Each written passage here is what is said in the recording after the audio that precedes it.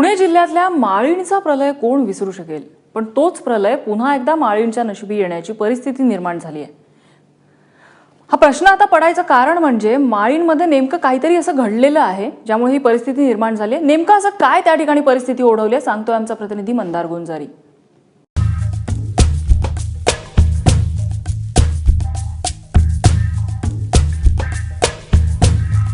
माळीण ज्या ठिकाणी आहे तो आंबेगाव तालुक्याचा संपूर्ण भाग डोंगर दऱ्यांनी व्यापलेला आहे। त्यामुळे माळीणचं पुनर्वसन करताना सपाट जागा निवडणं हे प्रशासनासमोरचं मोठं आव्हान होतं, परंतु त्या ठिकाणीच गडबड झाली। माळीण पुन्हा एकदा डोंगरामध्येच वसवण्यात आलं, किंबहुना डोंगराचा भाग कापूनच माळीणचं पुनर्वसन करण्यात आलं आणि त्याचा परिणाम आपल्याला पाहायला मिळतोय। पहिल्याच पावसामध्ये माळीणमधले रस्ते खचलेले आहेत, घरं उकडलेली आहेत, भिंती पडलेल्या आहेत।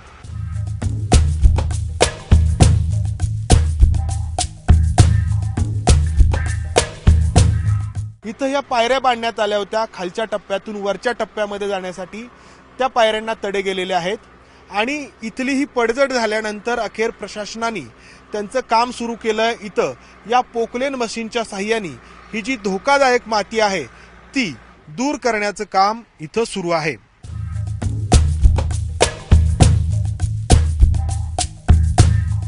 परंतु हा फक्त एकच टप्पा नाही, इथं या माळीणमधल्या लहान मुलांसाठी अंगणवाडी तयार करण्यात आली होती।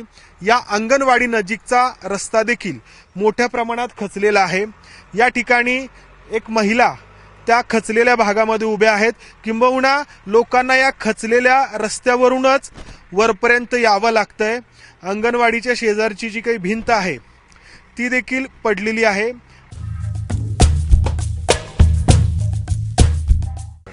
हे ज्यावेळी काम सुरू होत होतं त्यावेळी प्रशासनाकडून तुम्हाला काय सांगण्यात आलं होतं?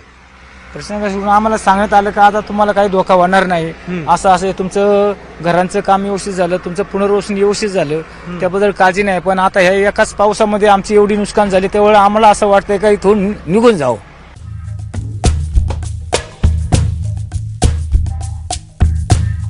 आता आमचं काय आम्हाला म्हणजे राहण्याची म्हणजे सोय पाहिजे होती ना आम्हाला, त्याच्यामुळे मग आम्ही काही म्हटलं नाही, बोललं नाही, काय नाही, जाऊ द्या आता ते बांधून घ्या, आपलं असं खुशीने राहा।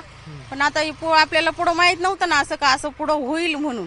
आता ही पहिल्याच पावसामध्ये रात्री 2 दिवसापासून लगातार पाऊस चालू आहे इथं, तर मग हे 2 दिवसामध्येच आम्हाला एवढा अनुभव जर आला, मग अजून इथूनही पुढे पाऊस जर जास्त चालू राहिला तर मग आता तिथून पुढे काय सांगू शकत नाही ना आपण। अजूनही पहिल्या जुन्या गावासारखंच जर परत हानी झाली, राहिलेले लोक जर आमचे जर नष्ट झाले तर आम्ही काय करणार आहे ना, शेवटी कोणीच नाही राहिलं तर।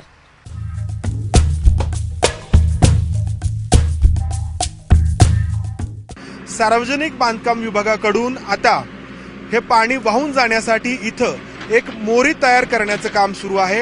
आपल्यासोबत या सार्वजनिक बांधकाम विभागाचे काही अधिकारी आहेत, अधीक्षक अभियंता आहेत राजेंद्र राहणे।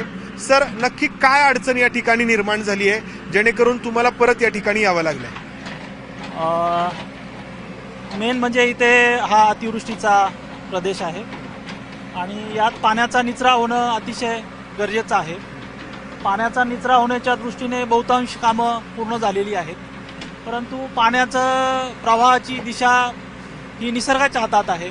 आता आम्हाला कळतं की काही काही ठिकाणी छोटे छोटे पाण्याचे प्रवाह जातील, असे जर गोष्टी सुधारल्या तर यात निश्चितच फरक पडेल आणि 1-2 ठिकाणी जे काही रस्ते दबलेले आहेत ते भविष्यात त्यात असं काही घडणार नाही।